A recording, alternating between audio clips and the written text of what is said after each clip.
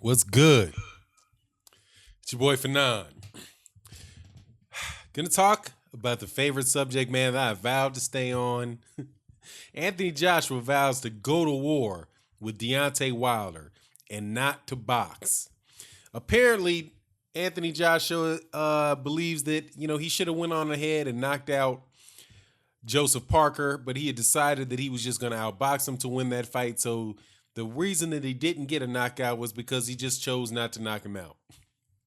Now, I don't know how much I believe that, man. It could have had something to do with the fact that he was a little too slow to hit Joseph Parker, and also that the referee, anytime they looked like they wanted to fight, broke them up. So I think that had a little bit more to do with it than him making a decision that he wasn't going to go for the knockout with Joseph Parker.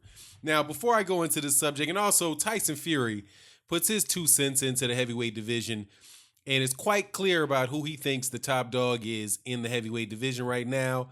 And I think it's a pretty honest assessment from him because he doesn't put himself at the top. He puts Deontay Wilder at the top, and he says that Deontay Wilder is the top man because he's dangerous to the end, all the way to the end of the fight. So let me cover those things with you, but before I do, please subscribe to the channel and hit the bell icon. We're probably going to do a live stream today. I'm going to try to sneak one in because I know it's the NBA playoffs over here in the States, so a lot of people will be watching that. I plan on looking at that with my son and some of his friends that are coming over, so we'll definitely try to get to that. But and if we do, the best way to know about that live stream with myself and other very, very knowledgeable boxing fans. And we have a lot of trainers, we have actual boxers, we have a lot of people who are professional and amateur. People that know a lot about boxing, so it's always a good conversation. So I hope you accept my invitation to attend by subscribing and hitting the bell icon so that you can be notified when it happens. So now let me go through these things, and here we go. IBF, IBO, WBA, WBO heavyweight champion Anthony Joshua is not fully satisfied with the performance in his last outing, which saw him win a 12-round unanimous decision over previously unbeaten Joseph Parker in a high-stakes unification bout. It was the first contest where Joshua was forced to go the 12-round distance before a huge crowd at Principality Stadium in Cardiff, Wales. Instead of the expected shootout, it was more of a tactical boxing match, with many of the 78,000 fans in attendance feeling disappointed with the way the contest played out. Joshua would have preferred to knock Parker out in dramatic fashion. Now that their ongoing talks for a full division unification with WBC champion Deontay Wilder, who's 40-0 with 39 knockouts, who is viewed as one of the most exciting fighters to watch in the sport. When they collide in the ring, Joshua is not planning to box him in the manner he did Parker. Instead, Joshua is going to make it an exciting showdown in the ring and plans for fireworks from start to finish. I'm going to go back to fighting with my heart because even I find it boring boxing. I want to just go back to being a more gutter and going to war. I think that's entertaining, but it's difficult because you don't want to lose your belts at the same time you want to entertain, Joshua said, according to the Daily Mail. For 20 fights, I catered for the knockout audience, and I said for this one, Parker, I'm going to cater to the boxing experts. Stick behind my jab, do it the old school way. And as important as it was to capture the WBO belt, looking back, I wish I'd knocked him out. But then it set up what is to come next, and I'm learning on the job, and I'm going to risk it all now. Yeah, okay. I'm not so sure about that one, man. If you want to have a fight where you can really, get gutter and put on an exciting fight, Make sure the next time that you guys select a ref, and this could be his fight, his problem, or this could be Joseph Parker's problem. Whatever it is, get an experienced referee that won't stop the fight every time it breaks out. That could be for one. However, I think that if he tries to go about having a knockdown, drag out fight with Deontay Wilder, it's going to be a short night, friend. It's going to be a short night. If you try to get gutter with Deontay Wilder, you're going to go to sleep because you're going to get hit. It's not like he's. I'll believe that when I see it. But before I get into the meat of that discussion, I want to continue with something that Tyson Fury said, which I think illustrates my point. Tyson Fury said Anthony Joshua's best chance of landing anything is by throwing a handful of rice, insisting the world heavyweight champion stands no chance in a potential blockbuster fight. Former champion Fury will make his long-awaited comeback against an unnamed opponent in Manchester on June 9th. Having not fought since sensationally beating Vladimir Klitschko for the WBA, IBF, IBO, and WBO belts in November 2015. With renewed hunger and motivation following his backdated 2-year ban, Fury, who has won all 25 professional fights, is determined to reclaim his titles amid talk of a showdown with countryman Joshua. Joshua, the IBF, WBO, IBO, and WBA champion, after a unanimous points victory over Joseph Parker last month, is in talks with WBC title holder Deontay Wilder regarding unification bout. However, Fury dismissed the threat of rival Joshua as he talked up the threat of Wilder. I've described him many times. He's just he's a big dozier, a belt carrier for me. Fury told reporters, "By the time I get ready to fight, it's going to be an easy fight, no contest. He'll be looking for one punch all night. We all saw the Parker affair. Anyone who can move a little bit and throw a few feints, he struggles with. So I have a tip for him. Here's the headline, boys. If he wants to land any punches on me, here's the tip. Get a handful of rice and throw it at me if he wants to land anything. That's the only way he'll ever land anything on me. Apart from that, no chance. I'd outbox him for a few rounds, then I'd knock him out. He's not the hardest man to hit. He's not the biggest man. He's a lot smaller than I am, and I don't believe he holds the best shot either." Fury added, "At the minute, I think Deontay Wilder is on the top of the pile. The reason is that he's dangerous until the last 2 seconds of a fight. As we saw with Ortiz, he was losing the fight all the way through and he only needs to land one punch. Unlike AJ, he has the speed and agility to throw them anywhere. But again, he's a bit weak behind the whiskers and he's not the best boxer in the world. They're all very vulnerable and very beatable too." Now, I'm in 100% agreement with what Tyson Fury has to say. It's definitely about about Anthony Joshua and about Deontay Wilder too.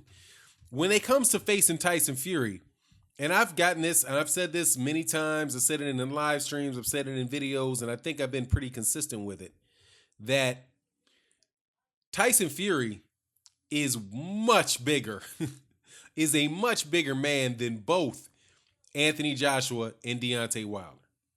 And being a man that's that big and who moves well, who has a good jab, who's elusive, and who's awkward, that is just that is a very, very difficult problem to solve. And when Anthony Joshua, a lot of the times Anthony Joshua's advantage is his size and his strength against fighters. To be at a size disadvantage, not just a little bit of a size disadvantage, but a significant size disadvantage against Tyson Fury really could cause him a lot of problems. And I agree with Tyson Fury. If Tyson Fury winds up, fighting 3 fights, getting his timing back, and get in the ring with Anthony Joshua, I see him beating Anthony Joshua, and I don't even see it being a difficult fight for him. I see it just being a turn on the TV, get your popcorn, wait for 12 3-minute rounds to go by, and hand him over the belts, man. And the only mystery to me in that fight is whether or not they're going to rob Tyson Fury. Whether they rob Tyson Fury like the way that Huey Fury got robbed against Joseph Parker, right? That's the only mystery in that fight for me. And that's not, I'm not saying that Anthony Joshua can't fight, but Anthony Joshua is pretty much is a straight up and down guy who does very much rely upon his strength, his physical strength and just in and punching power to beat guys. And I just don't see if there's nothing for him to land, he's not going to outbox you. And that could be why he says, I need to go back to going to war. So if Anthony Joshua goes in there against Tyson Fury, he needs to go to war. He absolutely positively has to. He's got to get up close to him. He's got to mug him. He's got to fight on the inside. He's got to put his head in his chest. He's got to put his head in Tyson Fury's chest, go to Tyson Fury's body, and really fight in a manner, fight like the smaller fighter that he is to have a chance against Tyson Fury. So in that regard, yeah, man, I'm 100% with what Anthony Joshua was saying. Now, if Anthony Joshua tries to go to war with Deontay Wilder, if he tries to fight Deontay Wilder like that, it is going to be a very, very short night. Because just like Tyson Fury said, Anthony Joshua is not as fast. He's not as agile. He has an iffy chin. And here's the thing about iffy chins for me. Everybody, I think all guys over 6 foot, and this is just my perspective. I don't know too many guys that are over 6'6" that don't have a suspect chin. I don't know what it is about the physiology of a guy that's that tall, but a lot of them tend to be chinny. I don't know whether it's somebody, hitting up at him, hitting up at them, or whether it is, just, there's advantages to being, there's advantages to being long, like there's more power because you have a longer kinetic chain. And I don't know whether the kinetic chain works in reverse where you get touched on that chin and that body and that shock just shoots through your whole system. I don't know what it is. But guys like Vladimir Klitschko, who's over 6, I think he's 6'5" by 6'6". He's a chinny guy. You have Deontay Wilder. They're saying he's chinny. I think he's been knocked down one in his career with a shot to the back of the head. So I'm not quite sure why they would say that he's chinny, but whatever. But you got your Michael Grants, you have your Anthony Joshua's gotten knocked down. I do believe that even Tyson Fury's been knocked down by Steve Cunningham. So, I don't know. I think anytime you have being that tall and being in the heavyweight division where you have the potential, anybody has a potential to be knocked out. Lennox Lewis is another guy. If I didn't mention Lennox Lewis, right? Lennox Lewis is another guy that you could call chinny, right? Because he's gotten hit and knocked, snoozed on multiple occasions. I think that's just the thing with the heavyweight division all around. But honestly, once you get over that 6'5" range, 6'6", and I don't know, man, maybe if it's, like I said, if it's guys punching up at you, maybe it's just that, your center of balance is going to be off. It's harder for you to keep your balance. It's hard for you to be as coordinated, right? Just kind of like it's easier to knock down, you have so much weight, so far above the ground, whatever it is, man, all those guys, with the except one guy that I would say that I didn't see that being the case with is Vitaly Klitschko. Vitaly Klitschko, I've never seen him really get, I don't recall seeing him getting knocked down, and I don't ever recall seeing him getting really buzzed.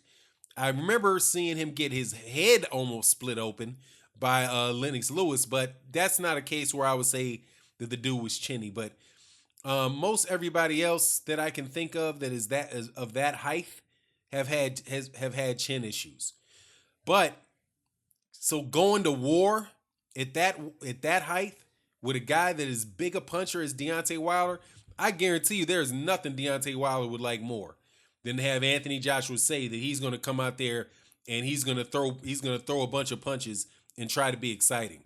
Because if he comes straight forward and he runs into a jab by Deontay Wilder, and I mean a jab, that dude could get hurt. There's one, see, we didn't get to see it in the Luis Ortiz fight because one, Luis Ortiz is a lot better boxer than Anthony Joshua. A lot better boxer. Not even just a little better boxer. He's a lot better boxer. The one thing that you didn't get to see that I've seen in other fights is that Deontay Wilder's jab can hurt you. So if you're walking in with you and you're letting your head open and you're taking jabs, and Deontay Wilder, despite all what people say, does definitely have the ability to straighten up his right hand when he wants to. He really starts looping them punches when he gets you hurt. But it's not, the looping punches aren't usually what hurts you to start with. It's usually the straight right hand that hurts him. And then it's the looping right hands, left uppercuts, right uppercuts to take you out. So, hey man, be careful what you want, what you think you're gonna do in there, Anthony Joshua, with coming in there like that. Now, all that aside, it's really not even worth. I mean, it's a fun thing to talk about. It's a fun thing to talk about coming in. What do you say? Coming in to be exciting, coming looking for the knockout. That's one thing to say that. But you can't do that if you don't fight. Right? So I will be at the tail end of this video addressing the elephant in the room. In this article that is put out here, Anthony Joshua doesn't exactly say what he wants to do with Deontay Wilder. He says, as important as it is to capture the WBO belt, I'm looking back. I wish I knocked him out. But then it set up what is to come next, and I'm learning on the job. I'm going to risk it all now. Yeah, are you going to risk it all by taking a fight? Because the way that this is sounding is, you not really trying to fight Deontay Wilder. You're not trying to fight Deontay Wilder anytime soon, unless you absolutely positively get forced to do so. So maybe it's Alexander Povetkin he's talking about he's going to go all the way out on. Or maybe it's Jarrell Miller that he said he's going to go all the way out on. Maybe, if those guys aren't available, or Kubrat Pulev, right after that, is it going to be Kubrat Pulev that you're going to go all the way, that you're going to go to the wall on? I mean, who is it exactly that this guy is actually talking about?